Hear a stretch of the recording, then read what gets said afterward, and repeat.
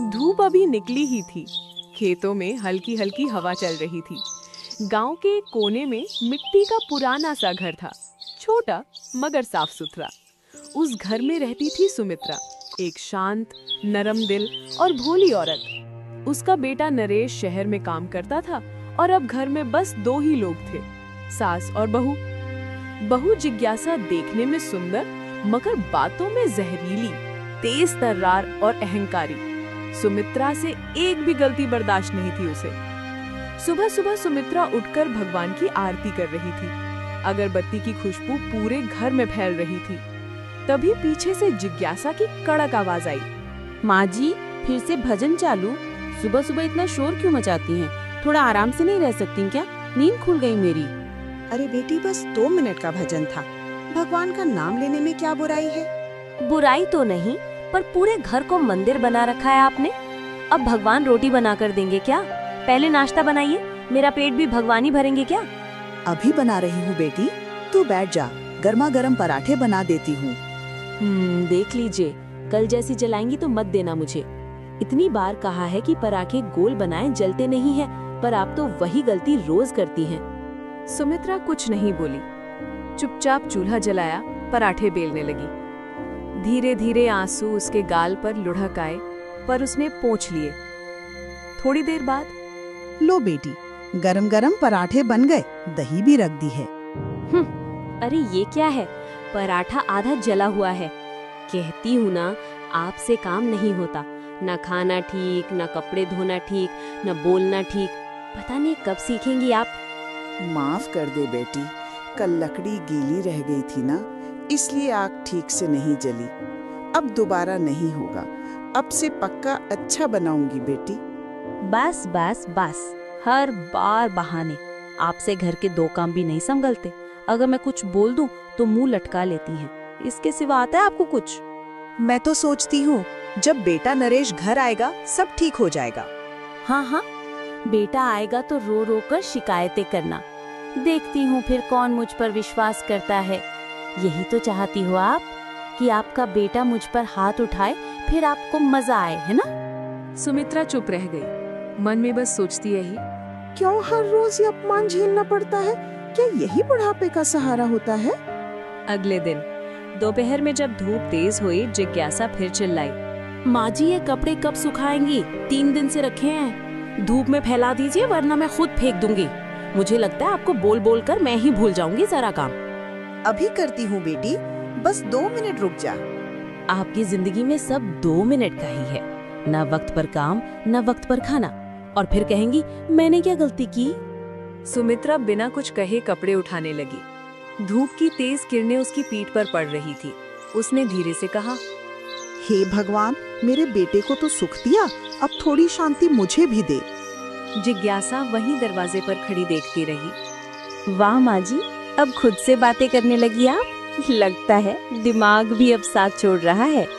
कभी कभी मन भारी हो जाता है बेटी, तो भगवान से कह लेती हूँ। भगवान से कहिए, मुझसे नहीं। मुझे काम चाहिए, भावनाएं नहीं। शाम को जब सूरज डूबने लगा, सुमित्रा थकी हारी खाट पर बैठी थी। हाथों में दर्द था, आंखों में नमी। तभी जिज्ञासा ने फिर आवाज लगाई, माँ जी, मेरे पैर दर्द कर रहे हैं, जरा दबा दो। बेटी, पूरे दिन खेत में काम किया है, थोड़ी देर बाद। कभी मेरे आराम का भी ख्याल कर लो। मेरे कहने का कोई मतलब नहीं है क्या? चलो जल्दी से दबाओ। सुमित्रा धीरे धीरे उठी और उसके पैर दबाने लगी। तेल की महक कमरे में फैल गई, लेकिन माहौल में सन्नाटा था। तेल थोड़ा गर्म कर दूं बेटी? ठंडा लग रहा है। ज्यादा समझदार बनने की जरूरत नहीं है। जितना कहूँ उतना करो, बाकी मुझे पता है। सुमित्रा कुछ नहीं बोली। उसकी आंखों से आंसू टपक गए, पर उसने चेहरा दूसरी ओर फेर लिया ताकि बहू देख न सके। रात में खाना खाने बैठे, सुमित्रा में खिचड़ी बनाई थी, सादी मगर स्वाद में ठीक। क्या बनाया है ये? नमक तो दिख ही नहीं रहा। थोड़ा कम पड़ गया होगा बेटी, मैं डाल दूं? आप डालने से क्या होगा? आपके हाथ का बना खाना तो मेरी तबीयत बिगाड़ देता है। माफ कर दे बेटी, मैं कोशिश करती हूँ अच्छा बनाने की। कोशिश छोड़िए, अगर मुझसे अच्छा नहीं बना सकती तो खाना मत बनाइए।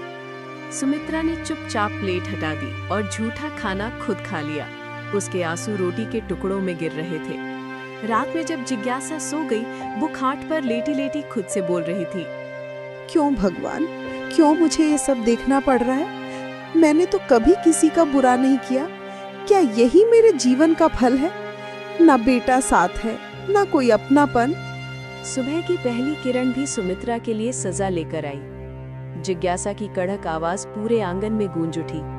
माँ जी, सारे घड़े खाली हैं, जाओ कुएं से पानी भर लाओ।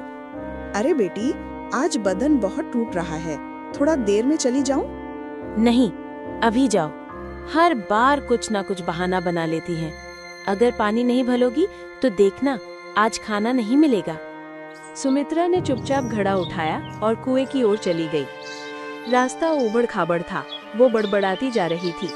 काश नरेश यहाँ होता तो मैं अकेली न पड़ती, इतने दुख न सहती। एक तो ऊपर से ये बुढ़ापा, कुछ काम करने का मन नहीं होता। कुएं पर पहुंचकर उसने रस्सी डाली, पानी खींचने लगी। अचानक पैर फिसल गया और घड़ा नीचे गिरकर टूट गया। वो डर गई, हाथ कांप रहे थे, दिल धड़क रहा था। वो घबराकर घर लौटी। बेटी, घड़ा टूट गया। क्या एक घड़ा भी नहीं संभाल सकी? तुम्हारे हाथों से तो भगवान की मूर्ति भी गिर जाए। मैंने जानबूझकर नहीं किया बेटी, पैर फिसल गया था। बस अब मेरा सब्र खत्म हो गया। आज से इस घर में तुम्हारा कोई हक नहीं है। निकलो यहाँ से, जाओ जहाँ जाना है। बेटी माफ कर दे, मैं कहाँ जाऊंगी, मेरा तो कोई नहीं है। मुझे फर्क नहीं पड़ता, मेरे घर में तुम्हारे लिए अब कोई जगह नहीं है। आज रात बाहर ही रहो, यही तुम्हारी सजा है। बेटी बाहर ठंड है, मैं बीमार पड़ जाऊंगी। तो पड़ जाओ, मुझे तो चैन चाहिए, तुम्हारे आंसू नहीं। सुमित्रा की आंखों से झरझर आंसू गिरने लगे। वो दरवाजे के बाहर आई, आसमान की ओर देखा और बुदबुदाई, हे भगवान, अब तू ही राह दिखा, मेरा अब कोई नहीं बचा। अगले दिन सुबह का समय था। सूरज की हल्की किरणें गांव की कच्ची गलियों में सुनहरी परछाइयां बिखेर रही थी। पक्षियों की चहचहाहट पूरे वातावरण को मधुर बना रही थी। पर सुमित्रा के घर में सुबह कभी मधुर नहीं होती थी। जिज्ञासा की तीखी आवाज रसोई से आई। अरे ओ सासू माँ, कहाँ मर गई आप? सूरज सिर पर चढ़ गया और अभी तक चूल्हा नहीं जला। क्या पूरा दिन मैं ही करूँ सारा काम? सुमित्रा घबराकर आंगन से अंदर आई। रात भर बाहर सोने के बाद, बिटिया मैं तो अभी आ रही थी, थोड़ी तबीयत ठीक नहीं लग रही थी, कमर में दर्द है, बस चूल्हा जला देती हूँ। कमर में दर्द? जब मेरे पति यानी आपके लाल के सामने मिठाई बनानी होती है तब तो आपकी कमर ठीक रहती है, और अब जब वो बाहर हैं तो कमर दर्द करने लगती है। ऐसी बात मत कहो बहू, वो भी मेरा बेटा है, तुम्हारा पति है, मैं दोनों के लिए ही करती हूँ। बस बस, अब ये नाटक मत कीजिए सासू माँ, मुझे आपकी झूठी दया नहीं चाहिए। जाइए, जल्दी से रसोई साफ कीजिए और आटा गूंदिए, मुझे देर हो रही है। सुमित्रा रसोई में काम कर रही थी। हाथ कांप रहे थे, पर फिर भी वो कोशिश कर रही थी कि कुछ गलती न हो। तभी अचानक तवा उनके हाथ से छिटककर नीचे गिर गया। आवाज सुनते ही जिज्ञासा दौड़ी आई। क्या किया आपने? ये नया तवा था, अभी हफ्ते भर पहले खरीदा था, सब बर्बाद कर देती हैं आप। माफ कर दो बिटिया, हाथ फिसल गया था, अब ऐसा नहीं होगा। अब नहीं होगा। कभी घड़ा तोड़ती हैं, कभी कुछ करती हैं, और हर बार यही कहती हैं, बस बहाने बनाइए। काम की तो है नहीं, ऊपर से नुकसान पे नुकसान। निकलिए यहाँ से, अभी बाहर जाइए और सोचिए कि घर में रहना है तो मेरे हिसाब से चलना होगा, नहीं तो रास्ता नाप लीजिए। सुमित्रा की आंखों से आंसू छलक पड़े। वो चुपचाप दरवाजे की ओर चली गई। आंगन के कोने में बैठकर खुद से बातें करने लगी। हे भगवान, मैंने क्या बिगाड़ा इस लड़की का? मैंने तो इसे बेटी की तरह रखा था, पर ये तो मुझे पराई बना बैठी। ये दिन भी दिखाने थे मुझे। थोड़ी देर बाद गांव की एक औरत, राधा काकी, वहां आई। उसने देखा कि सुमित्रा जमीन पर बैठकर जिज्ञासा के पैर दबा रही हैं। अरे सुमित्रा बहन, ये क्या कर रही हो तुम? सास होकर बहू के पैर दबा रही हो? सुमित्रा कुछ बोलती उससे पहले जिज्ञासा बीच में बोली। क्यों काकी, इसमें क्या बुरा है? जब सास बहू की सेवा करे तो घर में शांति रहती है, और फिर ये तो वैसे भी घर में बेकार बैठी रहती हैं। ये कैसी बातें कर रही हो बहू? सास तुम्हारे पति की माँ है, उनसे इस तरह का बर्ताव करना ठीक नहीं है। काकी, आप पुरानी सोच की है, अब जमाना बदल गया है। अब सास नहीं बहू घर चलाती है। राधा काकी को बहुत बुरा लगा। उसने जाते जाते कहा, ठीक है बहू, जो बोओगी वही काटोगी। उस शाम राधा काकी ने गांव की चौपाल पर सबको बताया। अरे सुनो रे, वो जिज्ञासा तो अपनी सास से पैर दबवाती है, बेचारी सुमित्रा रोती रहती है। सच कह रहे हो काकी? अरे बाप रे, कैसी बहू निकली। वो सुमित्रा तो कितनी सीधी है, उसके साथ ऐसा बर्ताव। गांव में बात आग की तरह फैल गई। लोग आपस में कहते, अब तो भगवान ही उस बेचारी सास का मालिक है। सुमित्रा पानी भरने के लिए कुएं पर गई। सूरज की किरणें तेज थीं, शरीर थका हुआ था। जब घड़ा भरकर वो लौट रही थी, तभी पैर फिसला और घड़ा नीचे गिरकर फूट गया। घर लौटी तो जिज्ञासा पहले से ही गुस्से में थी। 2 बार घड़ा गिरकर फूटने पर सुमित्रा बहुत डरी हुई थी। घर पहुंची तो जिज्ञासा ने कहा, इतनी देर क्यों लगा दी और ये घड़ा कहाँ है? वो बिटिया, रास्ते में घड़ा फिर से गिरकर फूट गया। क्या अब मैं रोज रोज नई घड़े खरीदूं? मेरी कमाई का तुम्हें कोई हिसाब नहीं? बिटिया, जानबूझकर नहीं हुआ, गलती हो गई। गलती? अब बस निकल जाओ इस घर से, तुम्हारे लिए अब यहाँ जगह नहीं है। हाँ, अब तुम यहाँ नहीं रह सकती, जाओ जहाँ जाना है। अब ये घर मेरा है। बिटिया, इस घर में मेरा भी हक है। यही मेरा आंगन है, यही मेरे लाल का घर है। निकलिए, वरना मैं खुद भाग देकर बाहर निकाल दूंगी। बेचारी सुमित्रा चुपचाप बाहर निकल गई। उनके आंसू उनके चेहरे पर बह रहे थे, पर आवाज एक भी नहीं निकली। उन्होंने आसमान की ओर देखा और कहा, हे प्रभु, अगर यही मेरी परीक्षा है तो मुझे सहन करने की शक्ति देना। वो धीरे धीरे जंगल की ओर चली गई। पीछे से दरवाजा जोर से बंद हुआ, जैसे किसी रिश्ते की आखिरी सांस थम गई हो। सुबह का उजाला हो चुका था। गांव की गलियों में बच्चे खेल रहे थे और हवा में मिट्टी की खुशबू थी। पर उसी गांव के एक घर में आज सन्नाटा पसरा था। वो घर था सुमित्रा का। दरवाजा कई दिनों से बंद था, कोई पूछने वाला नहीं। तभी दोपहर के समय एक रिक्शा आकर रुकी। उससे उतरा एक जवान आदमी, नरेश, सुमित्रा का बेटा और जिज्ञासा का पति। चेहरे पर थकान थी, लेकिन दिल में खुशी थी। वो धीरे धीरे आंगन में आया और आवाज लगाई, माँ, माँ, कहाँ हो? देखो मैं आ गया। कोई जवाब नहीं मिला। बस घर के अंदर से बर्तन गिरने की आवाज आई। नरेश ने फिर पुकारा, माँ, इतनी सुबह से कहाँ छिपी हो? अरे आप आ गए, रास्ते में तकलीफ तो नहीं हुई? नहीं नहीं, सब ठीक था। पर माँ कहाँ है? मंदिर नहीं गई क्या? हमेशा तो सुबह पूजा करती हैं। वो माँ तो तीर्थ यात्रा पर गई हैं। हरिद्वार जाने का मन था उनका, कल ही चली गई। तीर्थ यात्रा? बिना मुझे बताए? ऐसा तो कभी नहीं हुआ। अब आप भी न सोचा होगा कि आप बाहर रहते हैं, परेशान मत करें। वैसे भी कुछ दिन शांति से रहना चाहती थी।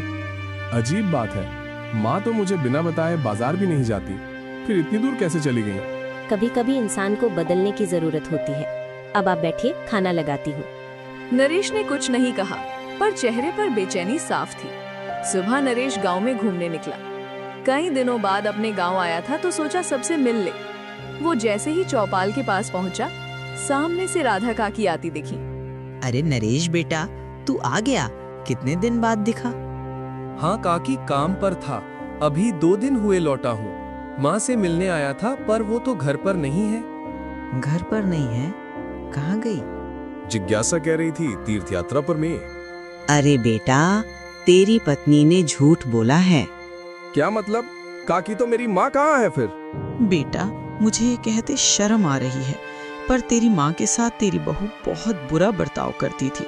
मैंने अपनी आंखों से देखा था। तेरी माँ उसके पैर दबा रही थी। बेचारी कुछ बोलती भी नहीं थी, बस रोती रहती थी। क्या काकी, ऐसा कैसे हो सकता है? जिज्ञासा ऐसा नहीं कर सकती। सच कह रही हूँ बेटा। और जब तेरी माँ से घड़ा टूट गया था ना, तब उसने उन्हें घर से निकाल दिया। सबने देखा। बेचारी सुमित्रा जंगल की ओर चली गई, फिर कोई नहीं जानता वो कहाँ गई। नरेश की आंखों में आंसू भर आए। उसने काकी से कहा, काकी, अगर ये सब सच है तो मैंने बहुत देर कर दी माँ तक लौटने में। दरवाजा जोर से खुला। जिज्ञासा रसोई में थी। नरेश ने गुस्से में आवाज लगाई, जिज्ञासा, जरा बाहर आओ। क्या हुआ? ऐसे क्यों चिल्ला रहे हैं? मुझे झूठ क्यों बोला? क्यों कहा कि माँ तीर्थ गई हैं? मैंने जो कहा सच कहा। सच? काकी ने सब बताया है। माँ तुम्हारे कारण घर छोड़कर चली गई। तुमने उन्हें रुलाया, सताया और घर से निकाल दिया है ना? वो काकी हमेशा झूठ बोलती है, मैंने कुछ नहीं किया। आपकी माँ ही तो मुझे ताने देती रहती थी।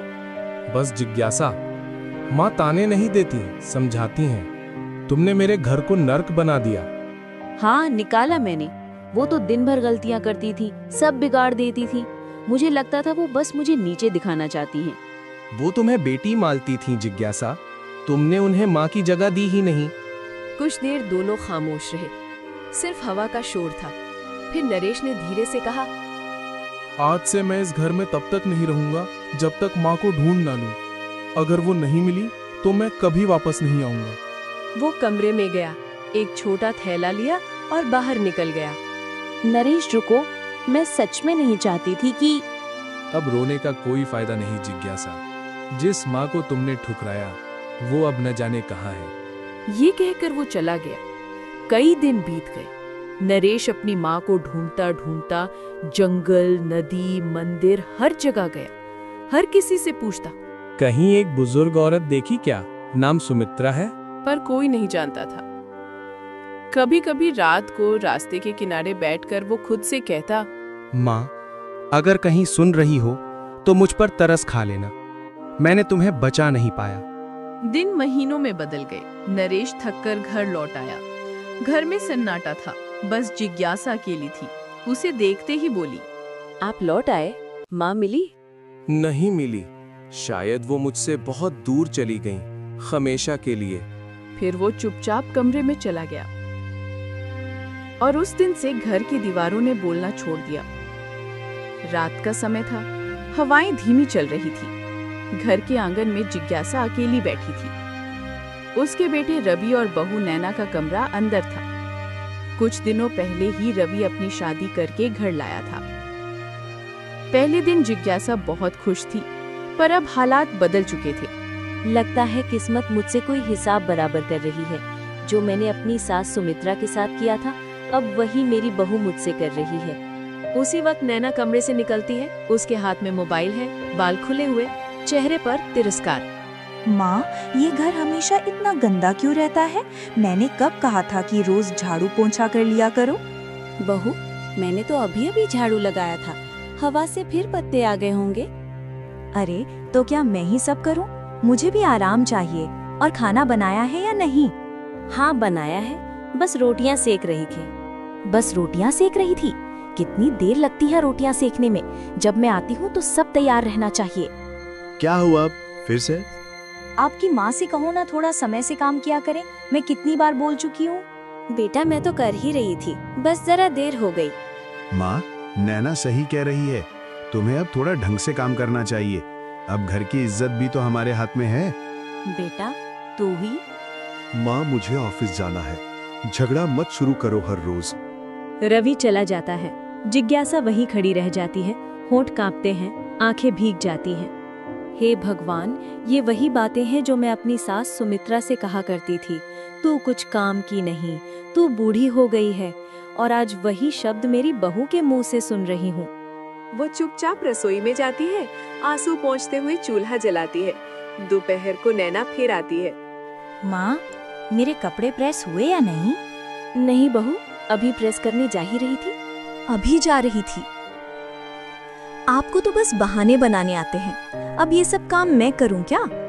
नहीं बहू, मैं ही कर दूंगी। तू बस थोड़ा आराम कर ले। अरे नहीं मान जी, आपको आराम नहीं करना चाहिए ना। आखिर आप तो बूढ़ी हैं, आपको काम ही तो करना चाहिए।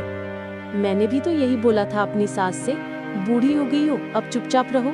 आज वही वाकई मेरी तरफ लौट आए हैं। शाम को रवि घर लौटता है। जिज्ञासा उसके सामने पानी रखती है। माँ, पानी इतना ठंडा क्यों नहीं है? बेटा, मिट्टी के घड़े में रखा था, बस हल्का ठंडा है। थोड़ा तो ध्यान रखो माँ, अब जमाना बदल गया है।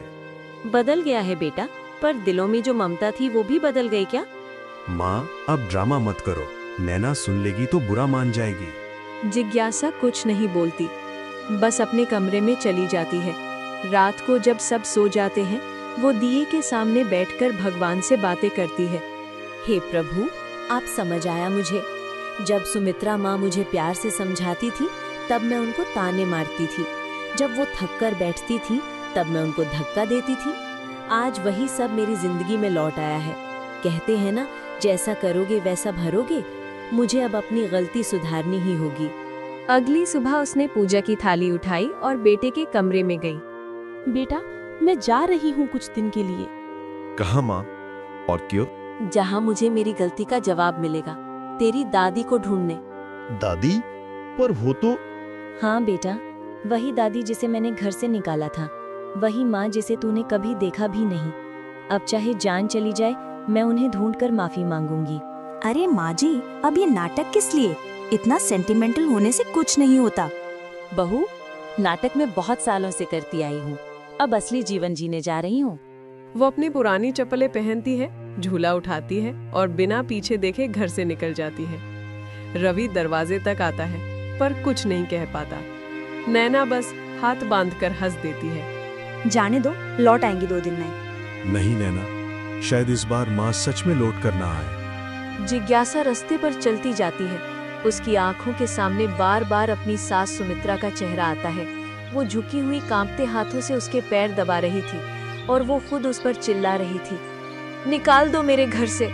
आंसू उसके गालों पर गिरते हैं। माँ, जहाँ भी हो, तेरी बहू तेरे कदमों में गिरकर माफी मांगना चाहती है। और यूं ही जिज्ञासा उस जंगल की ओर निकल पड़ी जहाँ सालों पहले उसने सुमित्रा को आखिरी बार देखा था, सिर्फ एक उम्मीद लेकर, शायद मेरी सास अभी जिंदा हो और मुझे माफ कर दे।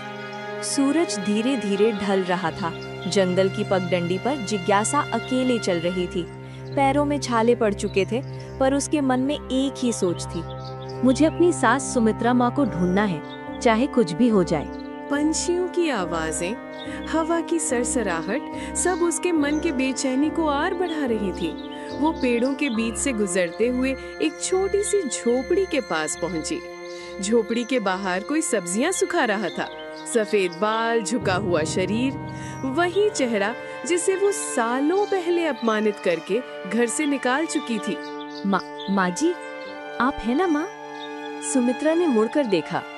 पहले तो वो पहचान नहीं पाई, फिर जैसे अचानक उनके चेहरे पर पहचान की लहर दौड़ गई। जिज्ञासा, तू यहाँ कैसे?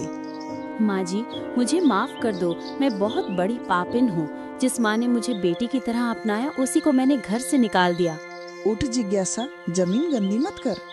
अब क्या लेने आई है? सब कुछ तो दे चुकी थी तू मुझे, ताने, आंसू और बेइज्जती। माँ, मैं लेने नहीं, लौटाने आई हूँ। वो प्यार, वो इज्जत जो मैंने छीन ली थी। मुझे सजा दे दो माँ, चाहे जो कहो, बस मुझसे मुंह मत फेरो। सुमित्रा कुछ देर चुप रही। उनके चेहरे पर दर्द और दया दोनों थे। वो झोपड़ी की चौखट पर बैठ गईं। क्यों आई है अब? जब मैं तेरे पैरों में बैठकर दुआ मांगती थी कि मुझे सिर्फ माँ बुला ले, तब तो तूने दरवाजा बंद कर दिया था। जब मैंने कहा था बेटी मुझसे गलती हुई क्या, तब तूने कहा था मुझसे सवाल मत कर बूढ़ी औरत। अब क्यों रो रही है? माँ, क्योंकि अब वही जहर मैंने पिया है। मेरी बहू ने भी मेरे साथ वही किया जो मैंने आपके साथ किया था। वो मुझ पर चिल्लाती है, ताने देती है, और मेरा बेटा वो भी कुछ नहीं कहता, बस जैसे मैं नहीं कहा करती थी।